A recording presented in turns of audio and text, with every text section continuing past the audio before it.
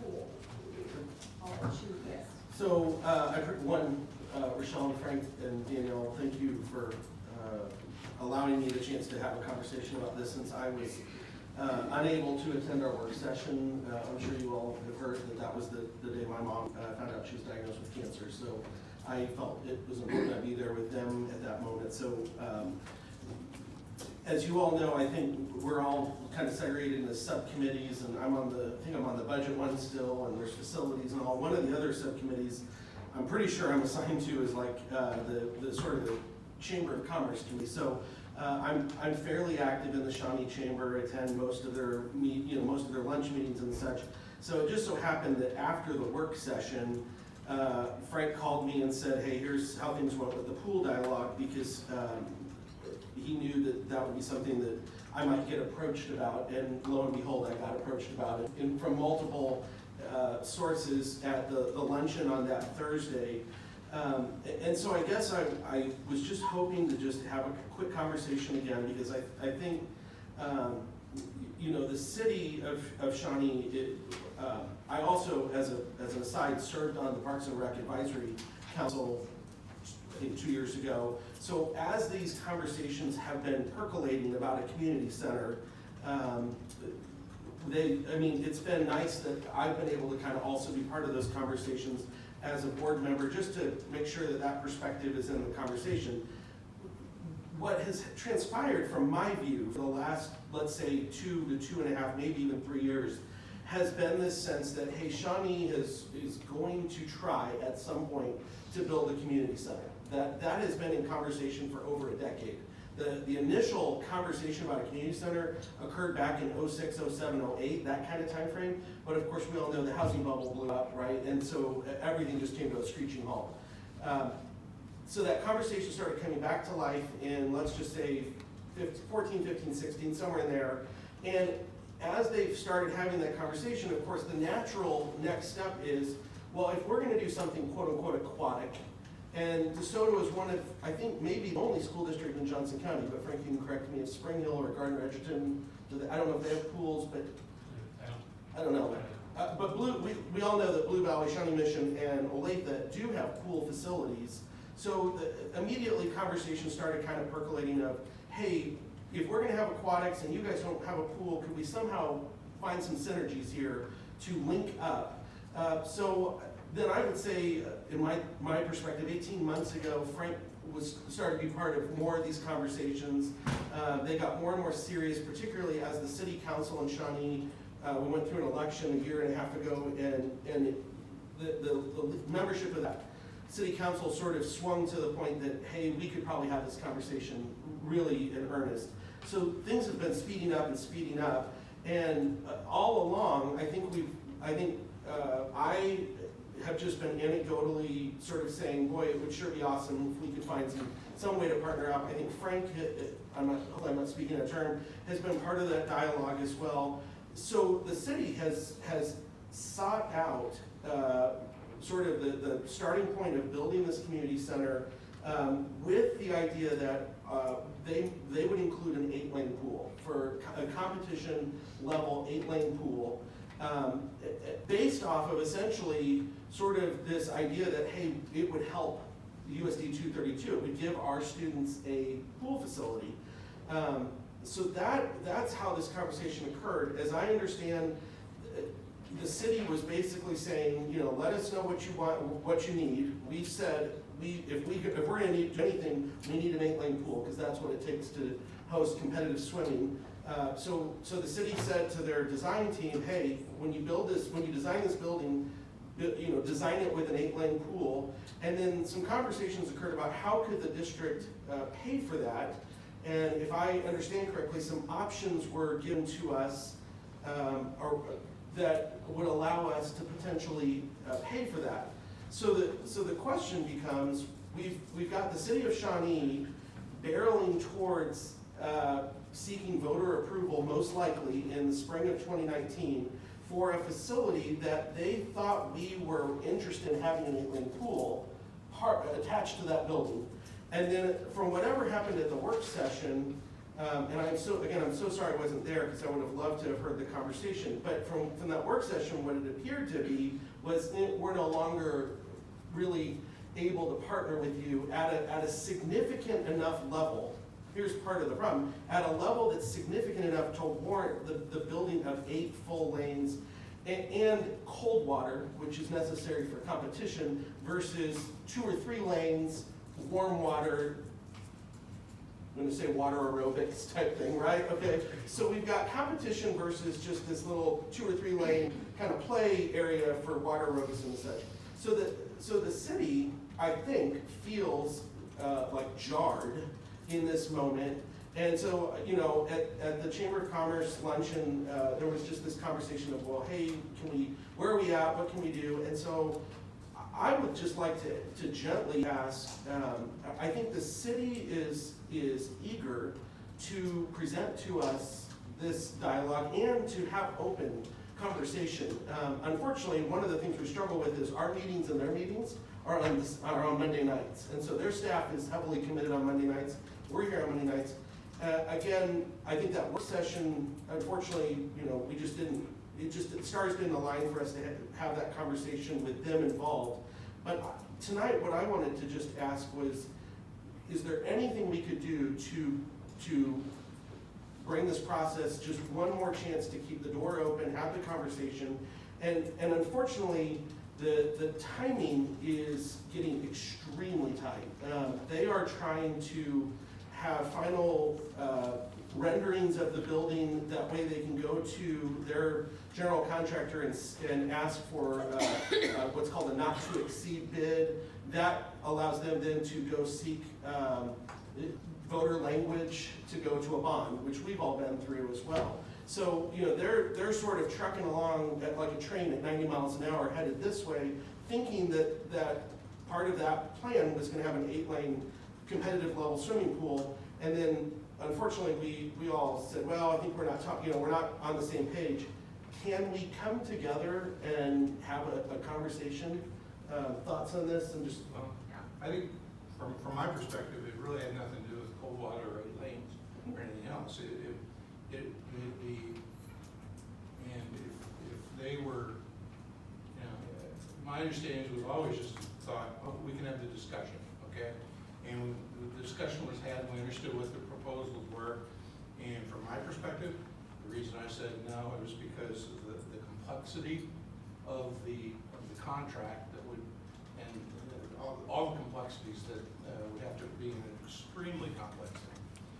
And the cost associated with that versus the cost associated with what we do now. And then the third thing from my perspective was the liability of that, because once we would enter into that from a contractual perspective, we are liable. We are on the hook for that money from now until the end of time. We will always be in that boat. So those are the 3 things from my perspective that I got out of our work session. I'm not sure what that's kind of what I heard from the others in the group as well. So and it's a shame that they felt like they were. There's no reason for them to have felt that we were, already, 80% on board, or whatever their thought was, because we hadn't even discussed it yet at that particular point in time. So. For me personally, Kevin, when we started talking through the different options, I guess I was not clear on the community improvement district and how that's going to work. And when I really took a look at the option, I thought, this doesn't feel right. So from my understanding, the way the community improvement district would work is it would come to the board for a vote, and we would essentially be saying, yes, we are in agreement that the entire district will, if this bond passes with the 8-lane pool, the entire district will be assessed a levy of 0.9 mils. Is that right? Am I saying that correctly? That was the estimate. Yeah. So with the bond just passing and us saying we're not going to increase the mill levy, and the fact that a pool was discussed for ownership within the district, and we essentially said, no, it costs too much, we want to keep our mill levy down. I just felt like this is kind of sliding it under the rug versus, because basically we're saying DeSoto residents, Lenexa residents, Olathe residents who live in USD 232 boundaries, you don't have a say in this. We are going to make this safe for you, and Shawnee is going to make this safe for you. So when I fully understood the extent of the community improvement district, I thought, oh, I don't know, I don't think that feels right. Then we started talking about the numbers, so we have 90 swimmers today, and of course that number could grow. We rent the Olathe pool for 99 days. We pay a total of $256 a day for the 99 days, which includes the busing and the pool rental. So that's a total of $24,000, which yes, comes out of the district's budget. But basically we're saying residents of USD 232, instead of contributing to the $24,000 a year you pay, you're gonna be contributing to at least $5.5 million. I'm not saying that I'm not open to hearing from Shawnee, I am. But I am concerned about, like Mitch said, the liability, and from what I understand, they haven't quite figured out how the operation and maintenance is gonna work.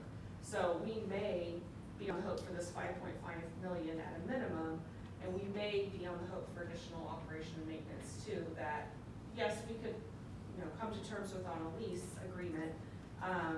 But the fact that they do need to nail this down, and we are so close, makes me nervous on when would we need to make this decision, and how are we gonna communicate to the residents that don't have a say in this, that essentially the board and Shawnee are going to be voting on this for you. So all of those things made me feel like $24,000 a year is not that much for our 90 swimmers. We bus out our bowling team and our career tech students too.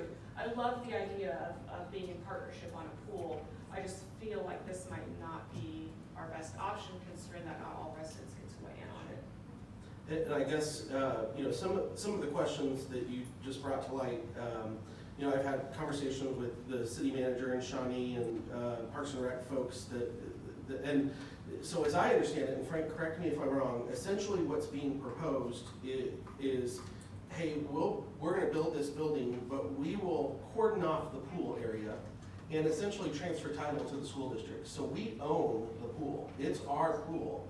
But then we would enter into some sort of maintenance agreement with the City of Shawnee where we don't have to staff it, we don't have to worry about chlorine levels, which, again, Frank, you had been talking to us as a board that if we were ever to do a pool, that is a good way to do it. And you had experience with like the YMCA, I think in Lawrence, kind of, if I'm not mistaken, Lawrence.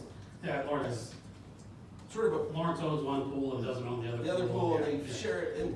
And so again, I looked at it and said, all right, well, this gives us the ability to not have to staff it, not have to worry about chlorine levels.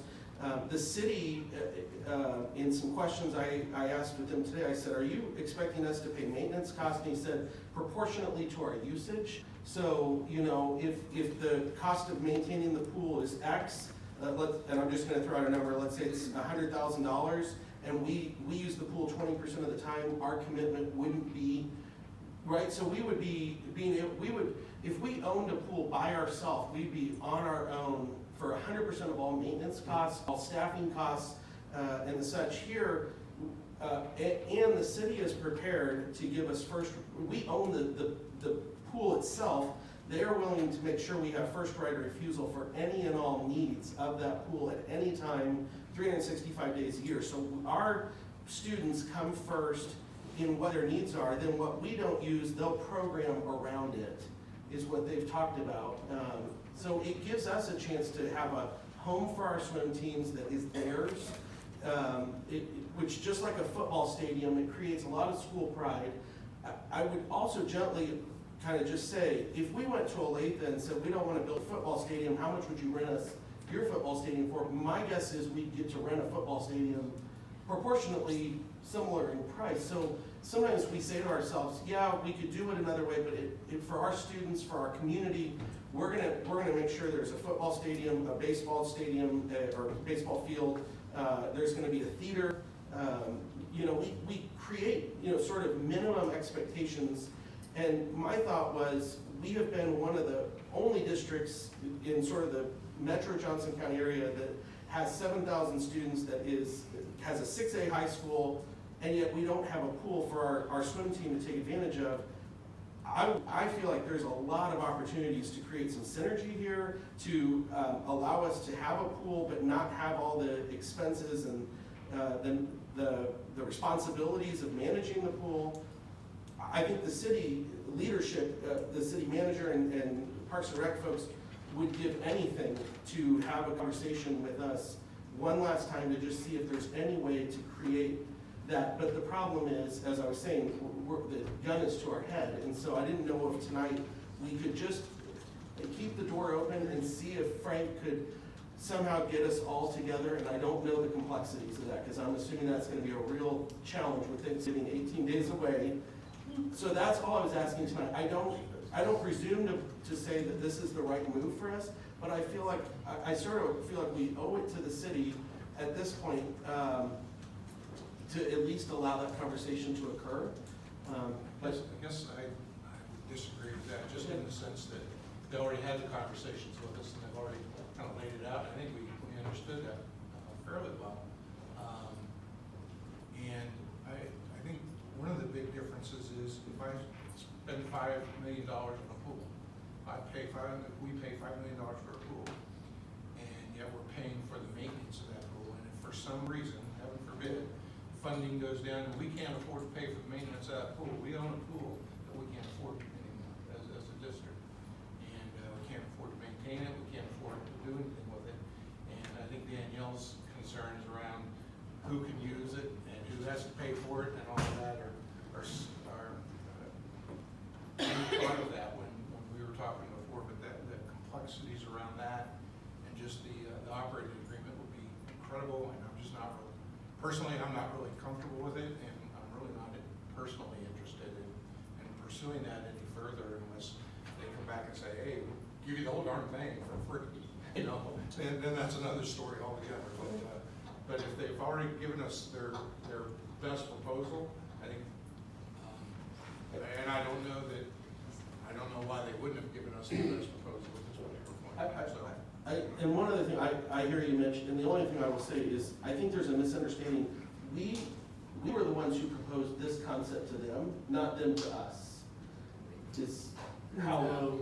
That's not true? No, so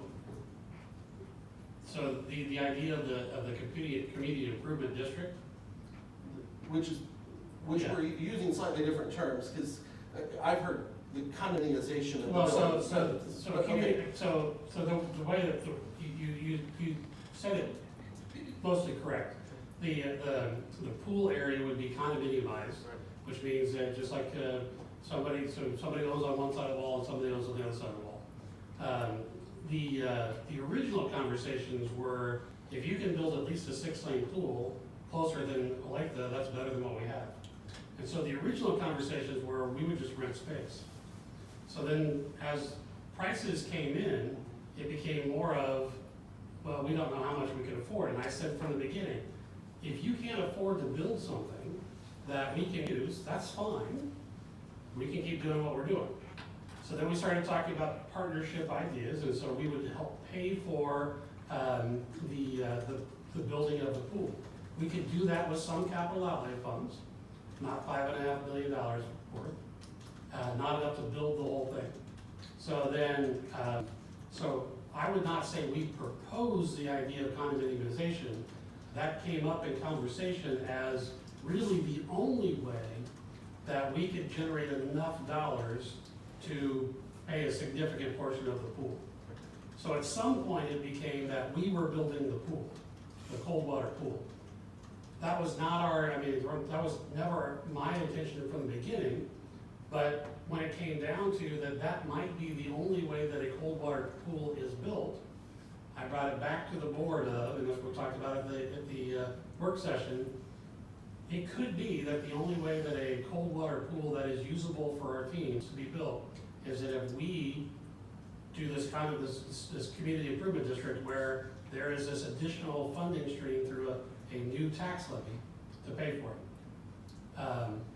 At the board meeting, or at the work session that we had 2 weeks ago, that was not,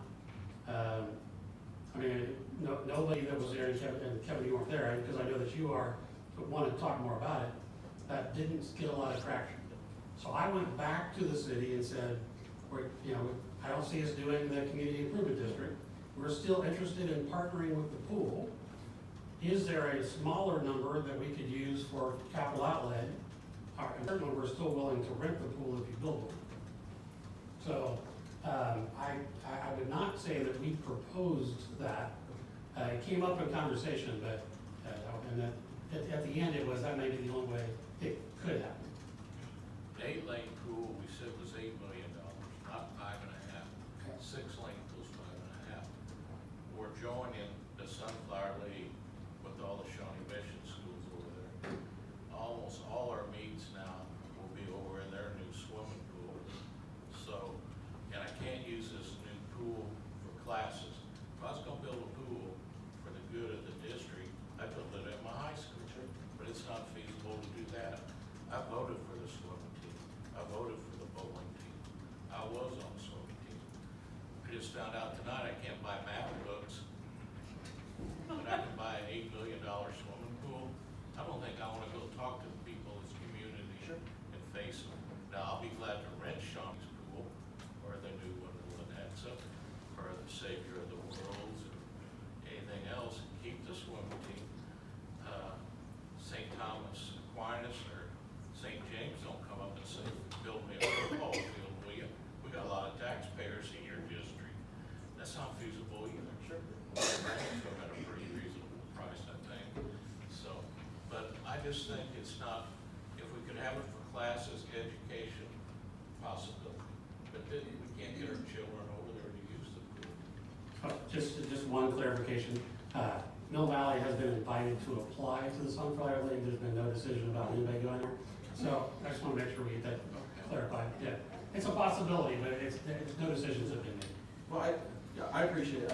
I just wanted to see it. It sounds like where we're at, and that's fine. Yeah. Thank you, everyone, for your time. I don't mean to take up. Yeah. Thank you, Kevin, for. I guess one thing that Free to bring it up? that we left the board work session with is that if there is a different proposal other than the community improvement district for a partnership, we'd love to hear that.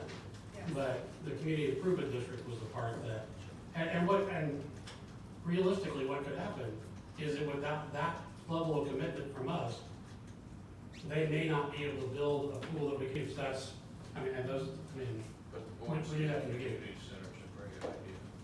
The community improvement district is where I have the most discomfort, and just making this decision on behalf of the residents that don't have the opportunity to vote on it is where I'm feeling like we couldn't do it with the bond that we did have to vote on, but now we're gonna try to whittle it in another way. I just don't feel comfortable with that.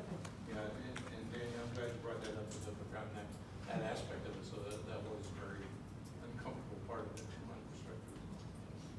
Okay, thank you, everyone. Thank you, Kevin. Yeah, thank you. For bringing that. Any